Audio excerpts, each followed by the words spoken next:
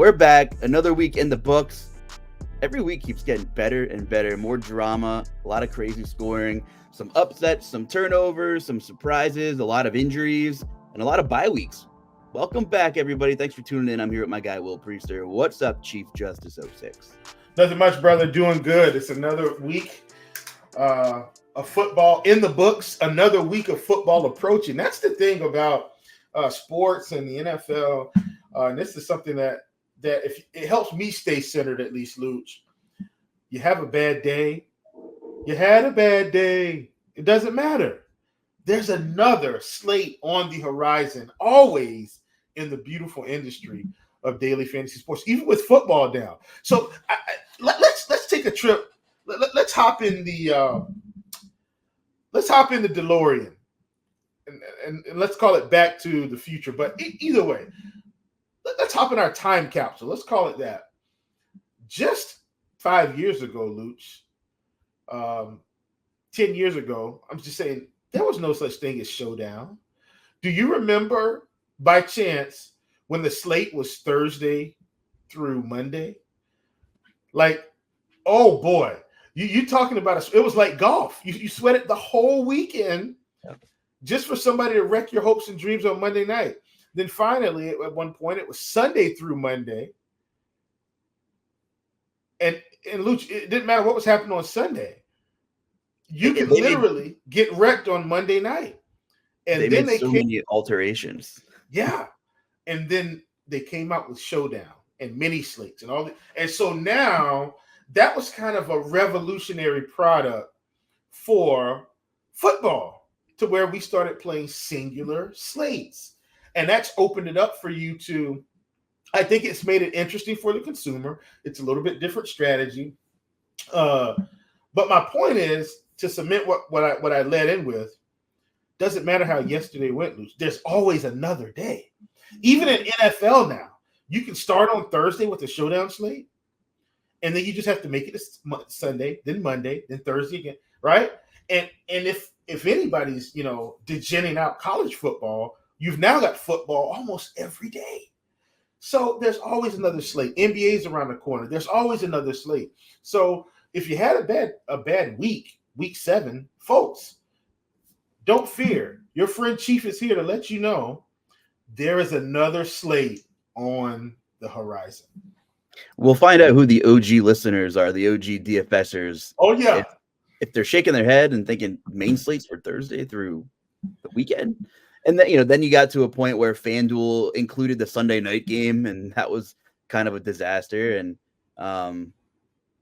my timeline of things are off. Everything blends together. But obviously the pandemic threw a wrench into things with getting injury news and updates and the whole nine, where that would be just a logistical nightmare. And, some sites added late swap, took late swap away, added late swap again for different sports and in football. And before Showdown, primetime slates were a decent draw. That was a thing. And, 10 years ago, was there legal sports betting? Now we have live betting in games, and even sites like Prize Picks let you bet in the second half. So the evolution of things, right? And then single game parlays started rolling around. Then only like one or two sports books offered them. Now you can get them on every sports book. It's a big draw, obviously, because people piss away money on them, right? Like they're hotcakes. So big draw, and things continue to change. And the big question is, what's next? Right now, the prop game is absolutely out of control in a positive way, especially in the new age. Yeah, listen, it's fair. The new age of bettors love props, Chief. Yeah, well, let's talk about why though, Luuch. And I do think this is where Prize Picks, Underdog, Thrive, Sleeper, Vivid, all these sites you can imagine, as they've come out of the woodworks.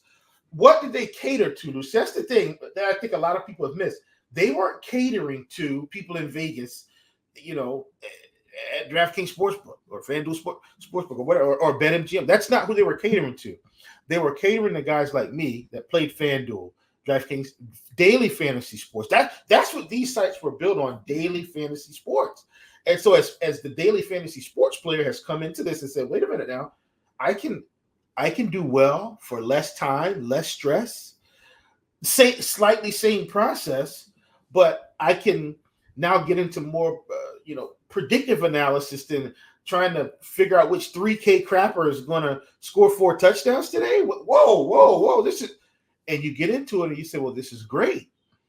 There's a little bit more floor to it than DFS, a little bit, right?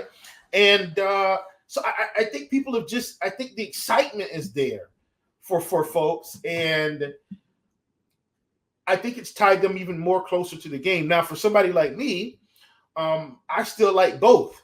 I'm not going to say it's 50-50 or 60-40 or 70-30, but my point is, I think there's value in both. And you just got to know when to pick your spots. Like sometimes you can take a shot on one, sometimes you can take a shot on the other. But understanding that, I think if you can get a good grasp of the concepts going in, I think you can really make some really good decisions. How was your weekend of action? What'd you get right? What'd you get wrong? Did you get anything right? Did you get anything wrong? I guess I should have prefaced those questions. I got a fair amount wrong this past week in terms of the prop game. DFS, I was okay. I was okay in DFS, but on the prop side this week, man, I just got destroyed. A lot of and what it was, Luuch, game scripts just went out the window this week. Just didn't come together the way I thought. Like, so for instance, I did have some stats of the Chiefs Chargers. DFS great, props not so great. Got half wrong and half right. Like I took overs in that game, and the first half I'm sitting here, Luuch, like, oh my goodness. Listen, Patrick Mahomes, I took his over 280. He went over in the first half. I took over, the receptions for Kelsey. He went over the first half. I did get Josh Palmer right in terms of over yards, but Keenan Allen, I took over targets and over receptions. Didn't get that. I took over more than I think it was 269, 270. I can't remember what it was for Herbert. There was a range there, but I took over for him. And, like I said, in the first half, I'm sitting here thinking, this might be an easy one. And by the end of the game, the third quarter, there was just virtually nothing. I mean, it was just, I couldn't believe it. Virtually nothing. And so it just didn't come together. But all in all, no sweat. It's all good. We live to see another day. Yeah. And I'll segue this into the elephant in the room, which was one of the bigger ones. I'm still chasing a second KOTB entry. I have one King of the Beach lineup for the second round in a couple weeks. And I played the $40 entry on the main slate. Didn't have Lamar. Thought I was wrong. Totally dead. And there was, fairly small field. There's only 265 entries, but still Lamar was, one of the two chalkiest quarterbacks yesterday. And then Mahomes gets going. I had a Mahomes Kelsey lineup with Rashee Rice. So, they got going and got me really close. I ended up coming in fifth. Without Lamar, didn't have Andrews. I had Kendrick Bourne, big game for the Pats. So we'll get there. Had Josh Palmer, big game with the run back. Got the run back right. Christian Watson killed me. Like, those two teams are just bad. And we'll get into that game too. And Brian Robinson, although he scored a touchdown, he only mustered 23 additional yards against the Giants. That was a letdown as well. But super, super close. Had the Browns defense. And I saw our guy Dean from the Morning Grind. In case anybody doesn't know Dean 78904 just flows off the tongue. I've seen that. Dean 78904. I've seen the handle. OG of the game. He tweeted about getting rid of defenses in DFS. I mean, is it time? Should they get rid of defenses in DFS? I'd be okay with that. Let me say this. For those of you that don't know, there's a new site called Owner's Box. And, this isn't a site where we have to advertise Owner's Box. But if you use the promo code Grinders, they will give you a deposit bonus match up to $500. But in terms of, that's why, honestly, I've enjoyed playing Owner's Box this NFL season. So you get the super flex. There's no defense. There's no kicker. And so it's really been pretty fun to to play there. And so, if you don't want to play kicker, if you don't want to play defense, which nobody has kicker anymore, but if you don't want to play defense, owner's box it's a good place to go. The contests are still reasonable. Are you going to have a millie? No. But are you going to have an opportunity to kind of play a different style and maybe a way that you like? Yeah. That contest this past Sunday, 20K up top. I don't think any of us are going to sneeze at 20K if we make that on a Sunday. Like I like it. So I've been journeying over there, quite a bit, and I didn't think we are going to end up with the owner's box talk, but I like the site, and if we want sites like this to survive, we have to support them and give them our patronage. So for those of you that are, maybe you're ready to get rid of defense, head on over to owner's box. They got the super flex. You can play quarterback there if you want. You can play, 4 or 5 running backs. However, so it's a good site. I like it. Yeah, I mean, Cleveland had 16 DraftKings points, and they gave up over 35 real points.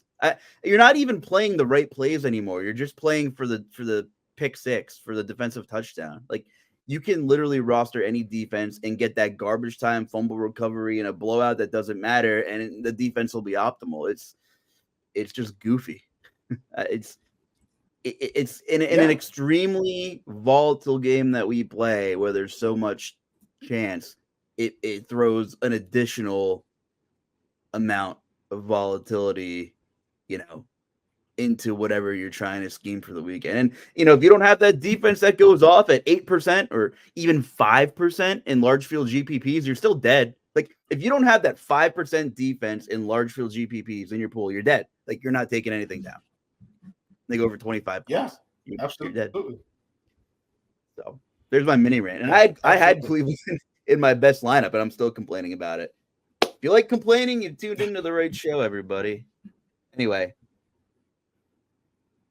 I'm not complaining because we had a hell of a Sunday. And elephant in the room. My first one, and I could have went either way here, but a lot of sharp people were on Detroit. We knew the Dome team coming across the country, halfway across the country, that it would be tough. I know once in a while every team has these games, but not to that extremity. They got absolutely slaughtered. And I think the hype train is slightly slowing down when we're coming back into the station, to let some passengers off here. I mean, can we talk about the coaching? So let me do this, Luuch. Let me ask you a question. I have some thoughts about this, but I want to get your fresh thoughts. How are you feeling about the coaching situation? Because to me, that's not the elephant in the that is the elephant in the room, but I feel like that's also the elephant not in the room, if that makes any sense. Like, it's very obvious. How are you feeling about the coaching situation there, and what do you think should happen?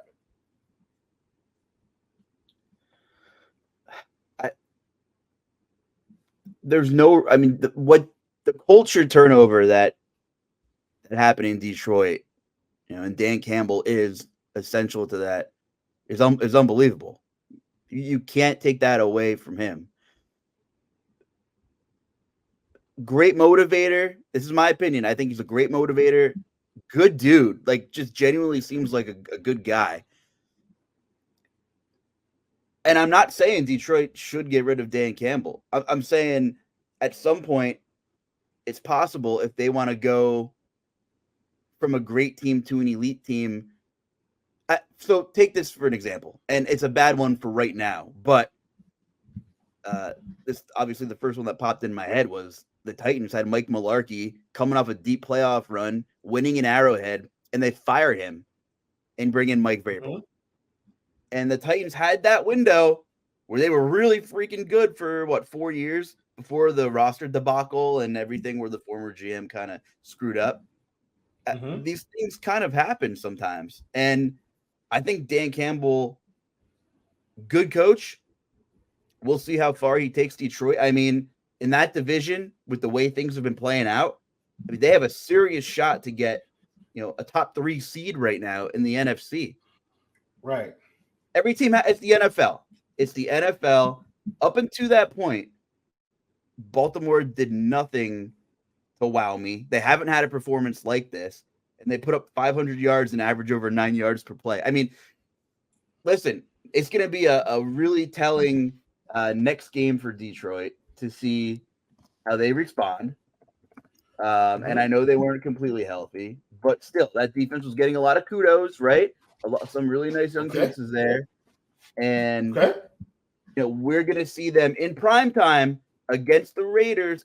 Detroit's at home on Monday in a game where everyone's expecting them to rebound, and they should. If they're a top 10 football team in the NFL, they should handle business on Monday. But we'll see where the locker room's at after getting destroyed by kind of a real prove-it game against Baltimore.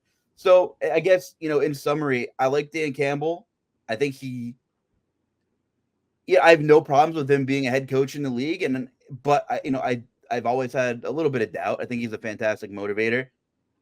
But it would be bold to get rid of a guy like Dan Campbell after the season. But if the right fit's out there, if there's an elite fit, then, I can see it happening if Detroit is a one and done in the playoffs or something like that, right? I mean, if they win a game in the playoffs, you risk losing an entire locker room. You definitely do. Okay. So I don't know if my roundabout rant gave you any, clarity on where I'm at, but we'll see. Here are my thoughts on coaching situation in Detroit. I think Dan Campbell's a really good coach. The reason why I brought that up, because here's the actual coaching elephant in the room, I think. It's always been this defensive coordinator. Do you remember that, Luuch? There were rumors, everybody saying, well, he probably needs to get rid of the coordinator, or because their defense was just not playing well. And then this season they've kind of turned it around, turned a corner, if you will. And they did have some injuries on the back end. So don't misconstrue what I'm saying here. This was less about Dan Campbell and more about the defensive side of the ball, where the coordinator kind of got this team back into a reasonable place for defense, Luuch. And then the wheels just came off Sunday. I mean, there was a barrage of scoring, Luuch, and they had no resistance. And I watched a fair amount of that game. Here's what I saw out of that game, Luuch. Lamar Jackson was able to do whatever he wanted to do. And I'm not talking about running the football per se. I'm talking about scanning the field, getting out of harm's way. Luuch, if you go back and watch that game, or some highlighted film of that game, do you know how many sacks the Detroit Lions missed in critical situations? This could have very easily been a 21-17 game. Let's call it that, right? If they just got some timely stops. The wheels came off so quickly on the defense, the offense didn't have a chance to do anything. They just couldn't get going. Every time they gave the Ravens the ball, the Ravens drove and scored. When Gus Edwards is catching 80-yard receptions, there was a problem that day with the defense. I think they played too scared, Luuch. I think they were afraid. The defense looked like it was schemed up to be afraid of Lamar Jackson rather than just attack him and live with the results. That's what I saw out of that game. And maybe that's Dan Campbell, but I think that's the coordinator. He's got to find a way in this type of game, this type of prove-it game, when you're a 5-1 team, Luuch, and you're going to play one of the teams that has been at the top of the league, a quarterback that has been at the top of the league for the past few seasons, even though Lamar had contract stuff going on. Generally speaking, no matter how you feel about Lamar as a player, you have to acknowledge when he's the quarterback of this team, they win. When he's the quarterback, they win football games. It might not be pretty every game, but every year they're going to the playoffs if he's healthy. They're going to be in contention if he's healthy. In the conference, possible AFC champs, but you're definitely, he's definitely got them winning football games more often than not. So when you have a chance to go into their stadium, we can't have 38-6 performances. That's atrocious, Luuch. And that's really where I'm headed here. Is Dan Campbell going to make any crucial changes on the defensive coaching staff? Because it may have to be done. I don't think it would happen in season. So no, and I don't think that either. But my point is, if this team wants to go where we think they have a shot of going, they can still win the division this year and be fine. But as other teams in the division improve, that defense you can't get drubbed 38-6. Being a top tier team like this. We had a similar conversation on a podcast last year, a little over a year ago, and we were talking about, the Detroit Lions, are they fun or are they good? It was when they got thrashed against New England, shut out, 29-0, I think, last year. I kind of feel like we're having that same conversation. Aaron Glenn, defense coordinator, listen, the Lions are light years ahead of where they were because they were so bad the last, previous couple of years. Right. And I like this team. Yeah. I like this team. I love the Sun God. Give me St. Brown. Love St. Brown. Jahmyr Gibbs, is going to have a little bit of an opportunity here. But, their division, not great. They have so many winnable games on their schedule that they will bounce back. And I don't know if I think we're going to go into the playoffs and the Lions will be, I don't know, they'll have 10, 11 wins. And, everyone's going to drink the coffee. I'm not sure if we'll really know who they are. And that sounds insane. But, and Lions fans, I don't know. How do Lions fans feel right now? Do you want to kill me or do you agree with me? I mean, okay, first game of the season, and we're spending a lot of time on Detroit, but, that was a big game in the NFL. They beat the Chiefs by 1 in Arrowhead. A win's a win. For the win's a win crowd in Arrowhead, opening game, you have to love it. I mean, how many passes did the Chiefs drop in that opening Thursday night game? I watched that game and I said, Detroit really didn't do anything for me, and I hate that perspective because it's a National Football League game. There's so much volatility.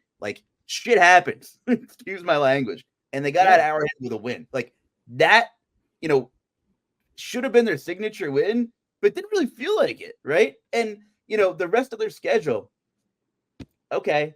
They beat Atlanta at home, lost to Seattle in that overtime thriller. I don't even know how good Seattle is, right? They beat Jordan Love and the Packers, who just, lost to the Broncos. Worst DVOA in league history through almost half the season. You beat Carolina. No offense, Chief, right? You beat Tampa Bay. Okay. Then, you get to that next tier of competition for the first time. And maybe that was the problem. I don't know. Maybe they weren't used to just getting hit in the mouth in terms of coach speak as hard as they were against Baltimore. And, they had no answer. Here's the rest of their schedule, Chief, right? How many winnable games do you think are on this schedule? 2, 4, 6, 8, 10 games left, right? Raiders on Monday. Chargers, Bears, Packers, New Orleans, Chicago again, Denver, Minnesota. Here's the big one, Dallas and Minnesota.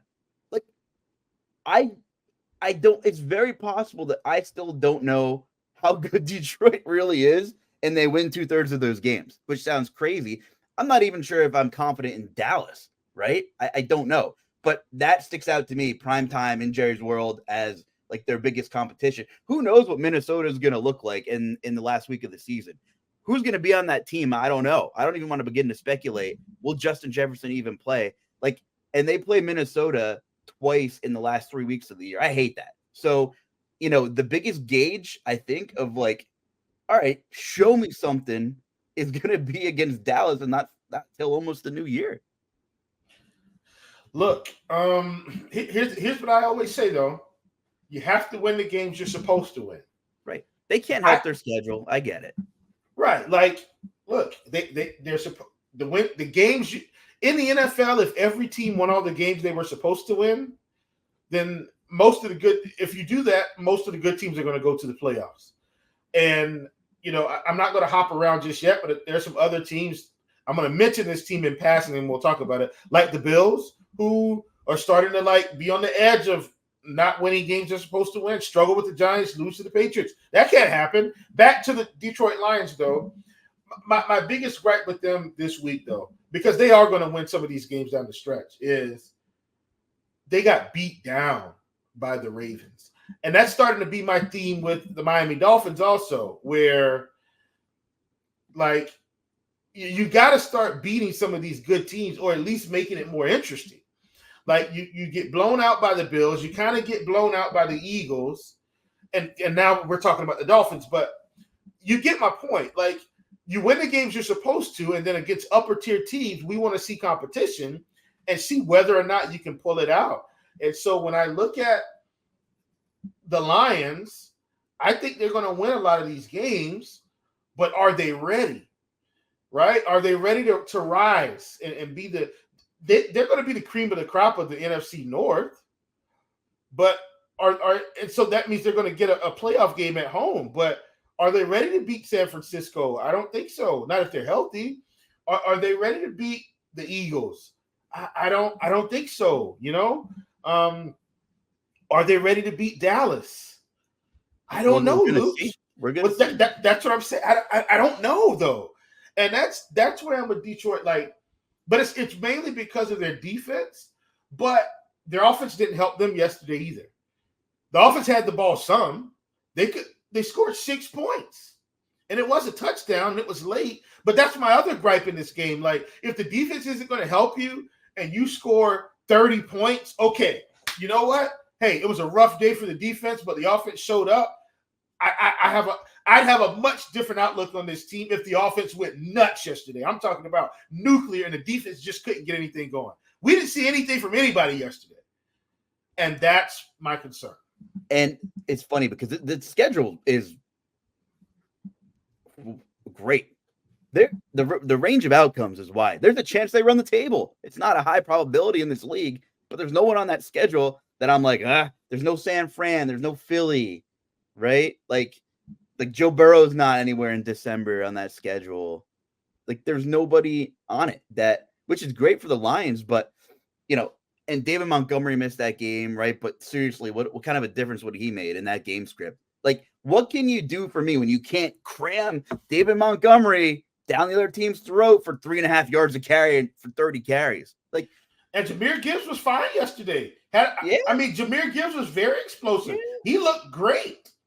I mean, he needs to be more involved if this team is going to win a couple of playoff games. Has to be. Yeah, and I think he will. I think he will. Maybe I exaggerated, but I'm just saying the Lions are going to have probably a sparkly little record. And I'm going to go in, and I don't know what the matchup's going to be, but I might be thinking, let's see who you really are. Like, you ready to rise up, Detroit? Let's see it. So, and I like this team. I like the players. Well, smaller market kind of, well, maybe not with Detroit. I don't know if they're considered a small market. They've just been bad forever. So it's fun to see them where they are. But boy, did they get smacked. But mega credit to the Ravens. Ravens fans are probably like, hey, like, give us some slack here. Love it. You came home from London, the good old, well, maybe they'll relax and let down thing. They're back in the country, adjust to travel. They didn't have a bye week in between or anything like that. And they didn't miss a damn beat. And, they had some guys that were banged up. Mark Andrews, best game of the season, looked really good. So, yeah, the Ravens absolutely rolled. And, as much as I just totally crapped on Detroit there for about 10 minutes, you put up 500 yards of total offense in this league, putting the rest of that AFC North on notice for sure. Yeah, absolutely. Bring us into our next one. What are you thinking about? So once again, I want to talk about another team that look. I'm going to the Buffalo Bills, and I'm going this way for a reason, because in this AFC East, we're sitting here, Luuch, and we're looking at the outcomes, and we're looking at the teams, and we're saying, okay, who's coming out of this division? Looks like the Dolphins 1 week. Looks like the Bills 1 week. Heck, it could even now be the Patriots. This might be the trickiest division in football right now, Luuch. And I'm saying that because do you know who I feel like has been most consistent out of this division? terms of close games, it's been the Jets. The freaking Jets. That's been the most consistent team, despite the fact that aren't they a 500 team right now? Aren't they 3-3? I think the Jets are 3-3. I'm making because they didn't play this week, so I'm just making sure I'm right. Are the Jets 3-3? Yes. The Jets are a 3-3 football team, and I feel like they've been most consistent. Dolphins are 5-2. Bills are 4-3. Excuse me. Bills are 4-3. Could easily, Luuch. Could easily.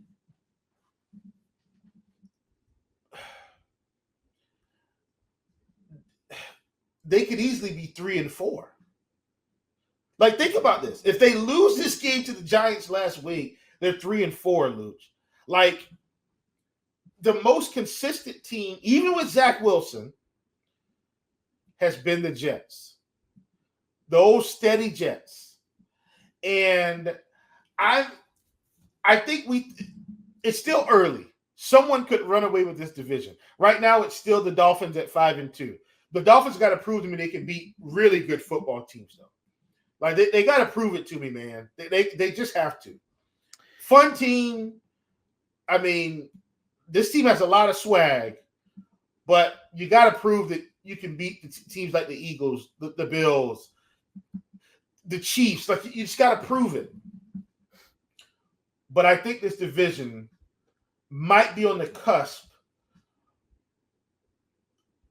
of just the New York Jets coming out of this division. I know it's still early. I know, look, man, it's very early. But to me, they're the most consistent team because they have an identity right now. And here's what I think their identity is. And I could be wrong, Luuch, so please feel free to interject here. I feel like that their identity is, for right now, defense, hold this team to 10 points, 15 points, 18 points. Just hold them to the least amount of points that we have that you can. Zach Wilson, let's just get good quality drives and don't turn the ball over. We'll take our field goals when we get them. You get what I'm saying, Luuch? We're going to take the points because we know the defense will do their job. Offense, just don't screw this up. I think that's their identity for now as Zach Wilson continues to evolve in the offense. He is looking better week to week to week, right? And if he can keep the ball out of harm's way week to week, they've got a shot to win every game, or they've got a shot to stay in every game. And I think that's kind of becoming their identity. Defense, do your job. Zach, just don't turn it over, right? Make really good decisions. And that's not saying that, every quarterback's going to turn the ball over every now and again. But let's not have these dumb bonehead turnovers where I'm falling backwards, I'm getting hit, and I just throw it up on a wing and a prayer. Let's not do that, right? They fool you in coverage. Okay, shame on me. I got fooled there. I didn't see the safety, whatever. I think that's their identity. I don't know what the identity is of the Buffalo Bills right now. I have no clue, Luuch. I don't know. Josh Allen's all over the place. He's throwing the ball to Stephon Diggs, feels like every play. Stephon Diggs is getting 20 targets, and he's still going to complain because he's not getting the ball enough. You go down to Miami, and yes, they probably have a little bit more of an identity than Detroit. They're going to try to beat you on speed. It's going to be a lot of motion. And yeah, Jalen Waddle went out of their game the past week, and that probably slowed them down some and got them off schedule. But my point is, despite their records, they've still been inconsistent. Yeah. I've seen the Jets beat the Bills. Do you see what I'm saying? I've seen the Jets win some of these grimy games. I haven't seen the Dolphins win a grimy game yet. If they're not up by 30 points, I don't know. This is my point in this division where we feel like the Bills or the Dolphins are the cream of the crop, but it might actually be the Jets. And I didn't think I'd be saying that after Aaron Rodgers went down week 1. But what I will back up is, and I've been talking so long, Luuch. So listeners, no. I'm sorry. I'm hogging the mic here. I'm mic hogging. Listeners, I'm so sorry. My last point, Luuch, is I said this at the beginning of the season. I don't think anyone listened to me. They probably thought I was crazy. But I said this specifically. What if the Jets are better without Aaron Rodgers anyway? Does anyone remember this? I think I said it this way, Luuch. The best thing that could have happened to this team is Aaron Rodgers going down week 1. For better or for worse, I think I'm leaning towards being right here. Here's why. And I'm out. No, I want you to. You need to keep talking about this because if now everybody needs to know. If Aaron Rodgers doesn't get hurt, we don't get the same Wilson development. Do you get what I'm saying? Wilson gets to sit on the bench and watching the sidelines, but not actually play in the game. And so, as Aaron Rodgers continues to age, and this isn't necessarily an insult on Aaron Rodgers. This is more about him going down and it actually helping Zach Wilson's development. Because once again, the Jets are still going to need a future. Yeah, look, ultimately they want a Super Bowl championship out of Aaron Rodgers. That's really what they want. But the future of this team for right now is Zach Wilson. And if Zach Wilson doesn't play, there's no future. He's going to go out and look like a deer in headlights. I think Aaron Rodgers getting hurt has really helped Zach Wilson progress along to where he's getting more confident, right? The team is getting more confident. They're believing. Don't stop believing. They're on their own personal journey with Zach Wilson. And it started out terribly, but I think the locker room is coming around. Luuch, back to you. Yeah, but that's a different conversation. We're talking this season. If Aaron Rodgers was the Jets quarterback right now, would you have them winning that division? As of right now, October 23rd. I don't know. Well, that makes two of us, but I asked you. So you were on the hot seat there. But listen, you know how I feel about Aaron Rodgers. But what I will say is, if the defense is playing well, I feel like Aaron Rodgers, especially compared to the inconsistencies we're seeing from the Dolphins and the Bills, I feel like Aaron Rodgers has this team in a position to come out of the division. But I don't even know if they're inconsistencies. They appear that way, but I think they're just not as complete as the public wants to perceive them to be. And this Buffalo defense now, partially due to injuries. I mean, they got really banged up in London, and things haven't gotten any better, right? Like Milano, Ed Oliver, Tre'Davious White again, terrible. But there's real holes on that defense now in Buffalo, and it's showing. And you're putting Josh Allen in more uncomfortable positions to try and do too much. Damian Harris has gone, Latavius Murray, they're almost the same player at this point. James Cook, bigger role, but you're still missing that. Good Lord, am I talking myself into Derrick Henry going to Buffalo at the deadline? God. Anyway, that's a real possibility, by the way. Anyway, there's just holes now on this team. And, they've dealt with injuries. I know it's not an excuse. But Buffalo right now is not a good defensive team. And they were struggling to develop pass rush pressure the entire year, without Ed Oliver. Von Miller, Von Miller's old. He's not the same guy. He's not healthy. Like, they're just struggling. And that's a real thing right now. Miami, I mean, we've been knocking that defense, for a while. And I'm not saying they're the Detroit Lions, but also last night was a really, really big prove it game. I mean, yeah, the Dolphins are flashy. They're fast. Who have they played? If we're going to play that game, who have the Miami Dolphins played this season?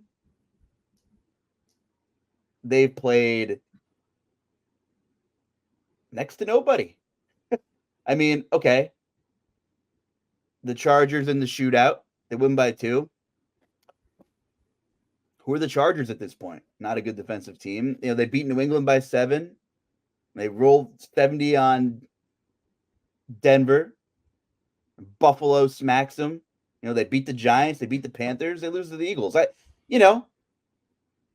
The defense isn't showing me much. And they have some pieces. And, this is a fun topic because I had a bunch of friends that are Miami fans, a bunch of friends that are Eagles fans. Both of them are saying the same things to me.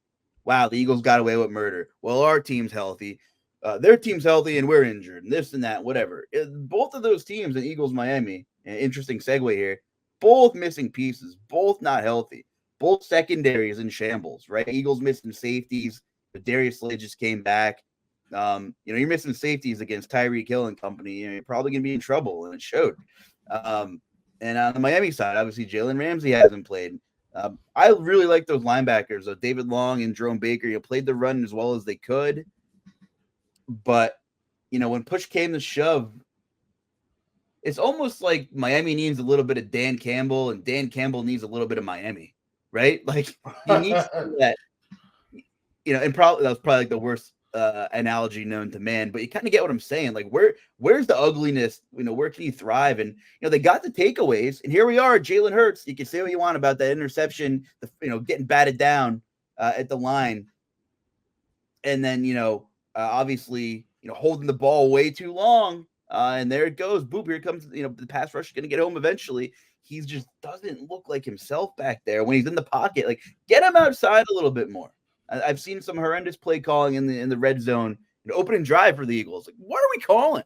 Right, read option, and it Hurts just slides right away. They're calling a quarterback draw inside the 10 on third down when you have such a great scheme and motion allegedly, and you have AJ Brown, you have Devontae Smith, Dallas Goddard, who's in a matchup nightmare from Miami the whole night. You're calling a quarterback draw. So, like, what the hell was that, Philly? And listen, I will say, very disappointed. Dallas Goddard had zero involvement hardly in the second half. After the first half, I mean, he was open, felt like every play, and they just kind of went away from him. He had one catch, I think, for 10 yards or something like that. And yeah, they didn't have to use him down the stretch, but AJ Brown was great. We call him a diva, but the guy's a baller. He is a diva and he's a baller. It's okay to be both things. Yeah. Look, let me say this. I thank AJ Brown every day, okay? Let me tell you why I'm saying this, Luuch. Let me tell you why I'm saying this. I have exposure to AJ Brown season long, okay? I have exposure to AJ Brown season long. As of yesterday,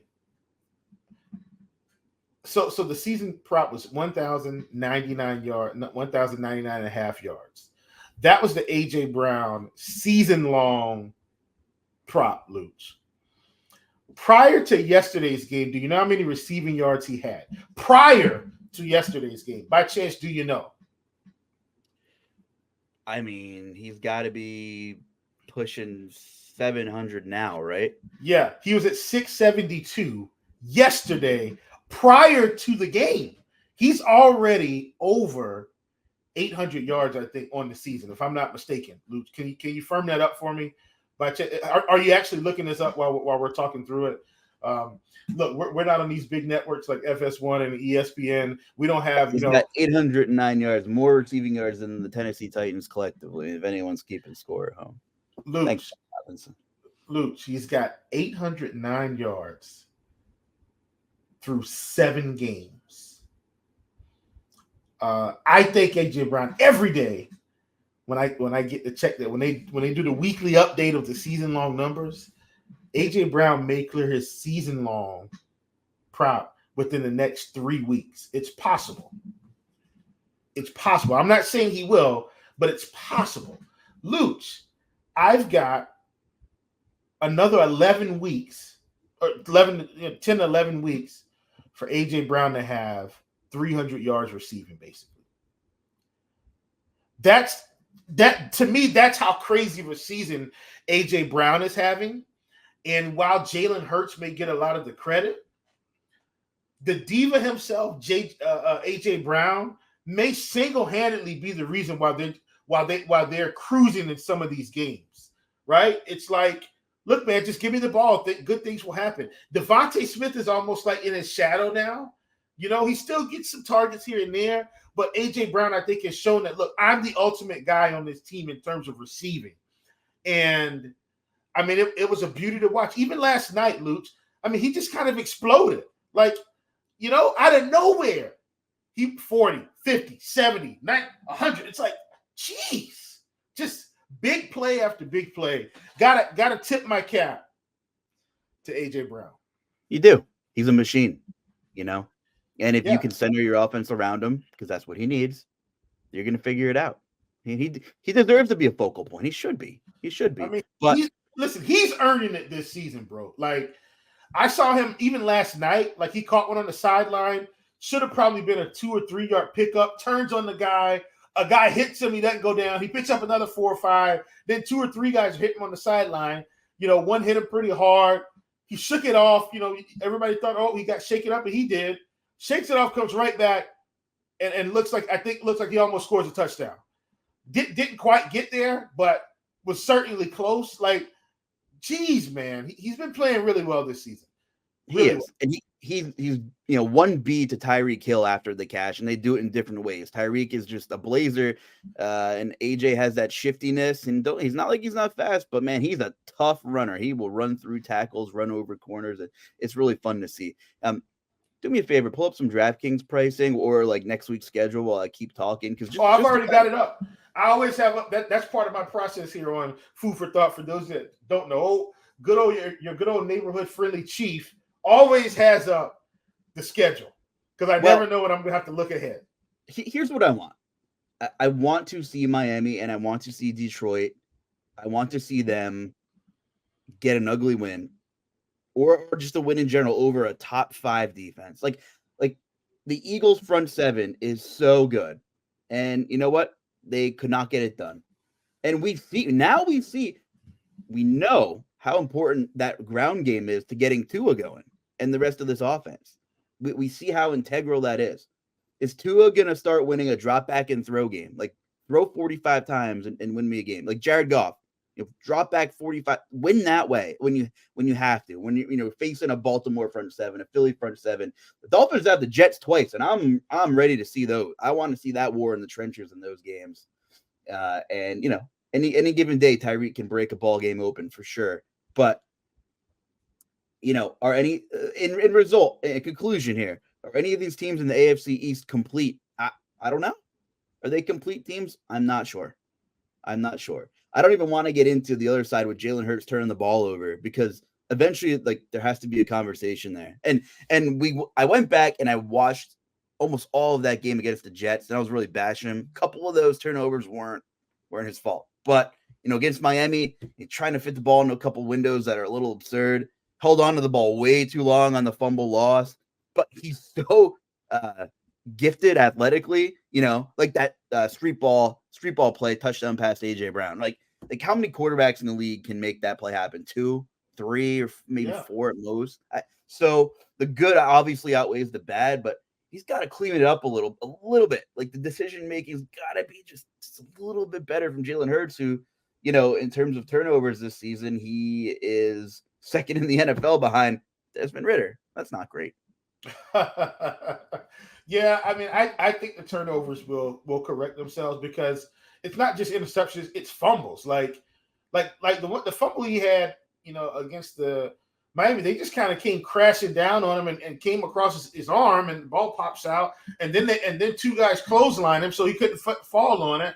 And it was kind of a freak fumble, but yeah, he's definitely got it forever. Come on. Yeah, I know, but I'm saying he's got to clean that up for sure. Let me say this: I don't think he's Dak Prescott, for what it's worth.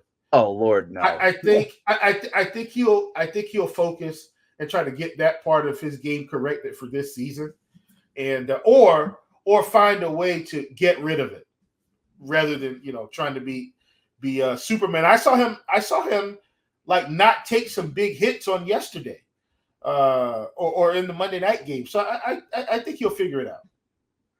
Well, we got 13 games on this upcoming main slate, and what are you looking forward to for next Sunday? Anything jumping off the page at you? Yeah. So believe it or not, Luuch, I'm not going to what I'm going to consider to be a fun game right now. I actually want to talk about this slightly from a more real life perspective, and that's the Giants Jets. And why am I talking about that? I'm talking about it for this reason. So the Jets are coming off of a bye, should have had ample time to prepare, and have been playing pretty well to close it out, like right before the bye. You get what I'm saying? They look pretty good. So hopefully they don't have any feeling yourself hangover. Hopefully they're taking their break, got to see their families, and then come back into the facility ready to ball out. But we didn't talk about this in the elephant in the room, but I don't think it's a coincidence that the Giants have looked better the past 2 weeks. I don't know if anyone's actually noticed this for real, but their defense has been playing better because their offense has been playing better. Wow. What a coincidence. By chance, Luuch, did the Giants have a quarterback change during these past 2 weeks? I'm just wondering. Yeah, here we go. Oh, they did. Okay, great. Thanks for telling me. Daniel Jones sucks, okay? We just have to say it. He's terrible. And I don't think he's a good fit for this football team, but they've already given him the money. Now, yes, I know Saquon Barkley came back, right? So yeah, I know we're going to attribute this to Saquon Barkley. But even when Barkley and Daniel Jones were in the game earlier this season, this offense still looked really bad. The offense looks competent now, despite Tyrod's, mistake on, 3rd and 1 to close out the half, and they don't get a touchdown. They still almost beat the Bills in that game. Whatever. But my point is, the team has looked better since Tyrod has taken over at quarterback. Do you think for this game, how tough of a matchup do you think the Giants are going to be this week for the Jets if Tyrod is still in at quarterback? Because that's really where I'm headed with this. How in the world, if you're the Giants, do you go back to Daniel Jones, even though you paid him all that money, when the eyeballs are telling you, wait a minute, our team looks way better? And it's not like they were playing scrubs either. That's the point. Like if they were playing, the Raiders, Denver, okay, whatever. They played the Bills, they played Washington. And I'm not saying Washington's a world beater, but they're still a tough football team, and they were able to win that game. Darren Waller finally got involved in the offense, That's my point here. How in the world do your eyeballs or your heart or your head, for that matter, say, hey, we're going back to Daniel Jones for the Jets game? Oh, heavens no. Let's let Tyrod ride this thing out and see what happens. And then if he has just the ultimate flop, we'll bring Daniel Jones back in after this week. I don't bring Daniel Jones back against the Jets. I can tell you that right now. If you want front row seats to that Jets-Giants game, check out Ticketmaster, official marketplace of the NFL. Interactive seat map with 360-degree previews. And if you want to sell them or transfer your tickets, something comes up, super easy on the Ticketmaster marketplace there. Rep your favorite team, Ticketmaster.com/NFL, Ticketmaster.com/NFL. 36.5 game total in the Jets-Giants game. It looks ugly. It feels ugly. If it walks like a duck, if it quacks like a duck, it's probably going to be ugly. But I'm kind of with you. Give Daniel Jones one more week to get up to speed. Devil's advocate is the line's still horrible. They brought in Dalen Waller, who's only available every 2 games. Is he even fully healthy? Maybe. You have a bunch of slot receivers out wide. Nothing against Darius Slayton and Jalen Hyatt's a rookie, but you don't have that possession security blanket, big bodied guy to go to. I just feel like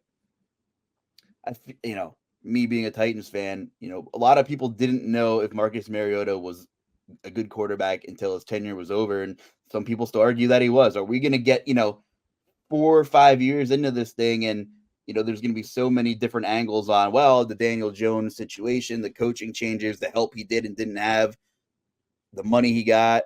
Like, are people still going to not know if Daniel Jones is actually a good quarterback in the NFL? I mean, I don't know, but that's going to be a tough one for them with the Jets, fresh legs coming off the bye. I'm with you on that one. From a DFS perspective, interesting week. A lot of uglier games. I'm seeing some low totals. Kansas City at Denver, and the Broncos played them really tough, all things considered, in Arrowhead a couple years ago, Chief. But you're gonna have to pay for Mahomes and pay for Kelsey, and Kelsey did whatever he wanted in that game. But Denver played Kansas City tough in that game. They're rolling right now. Now they go up to the high altitude for what it's worth. Tua, rebound game against New England, divisional game. I don't know. Well, let me say this. I will say, typically, the Patriots lose to the Dolphins in Miami. Just over the years, even when the Dolphins were not a good football team, they go down there to Miami. They're huffing and puffing. It's hot. It shouldn't be as hot as usual. Obviously, it's October, so it's not going to be as hot as what it would have been in summertime, which they wouldn't have played in summer. But I definitely think Tua and the Miami Dolphins have a nice rebound spot here. Hopefully, especially if Waddle's good, he's okay. Then between him and Tyreek, there's no way Bill Belichick is able to shut both of the speedsters down. And that's also going to include Raheem Mostert, so forth and so on. So with all the speed they have on this team, I definitely think that they will give the Patriots some trouble here. So yes, God, I want Miami to prove it to me against some better teams, and maybe we don't need to sleep on the Patriots too much because they did just beat the Bills, who lost to the Patriots. So we'll kind of see how it goes. But once again, like I said, historically, I feel like Miami does well against the Patriots when they come to town. I mean, I'll have interest in Ramondre, Kendrick Bourne. I mean, we're starting to see, those players be incorporated into that offense like as they should be. But yeah, I think I agree with you. The Rams and Dallas, I mean, we're going to have to see some points in that one. Yeah. Can I get to I think that's an interesting game. I think we see, gun to my head, I say the Cowboys win that game. They're at home. They need to keep winning games. I think they're a better football team overall, like on both sides. I know the Cowboys leave a lot to be desired on offense from time to time, but I do think their defense is better than the Rams' defense currently constructed. So I'm going to give the nod to Dallas there. Last but not least, I know a lot of people have seen the Dos Equis commercials with the most interesting man in the world, and this feels like the most interesting game of the week to me. And for whatever reason, call it the Ravens-Cardinals, I think might be the most interesting game of the week. Sneaky trap game for the Ravens here, Luuch, for what it's worth. Sneaky trap game. I know the Cardinals, they're a tough football team. They're not good, but they are tough. And I don't think the Ravens are going to go in there and just roll over the Cardinals for what it's worth. I think this is the most interesting game of the week for me. Especially if the Ravens coming off of an explosive game. The Cardinals are going to be – they're a tough team for what it's worth. A big high traveling across the country. Like, that'll be a nice encore for Baltimore to see how they handle that game. Jacksonville and Pittsburgh. I think I'm going to bet the under as soon as we wrap up recording here.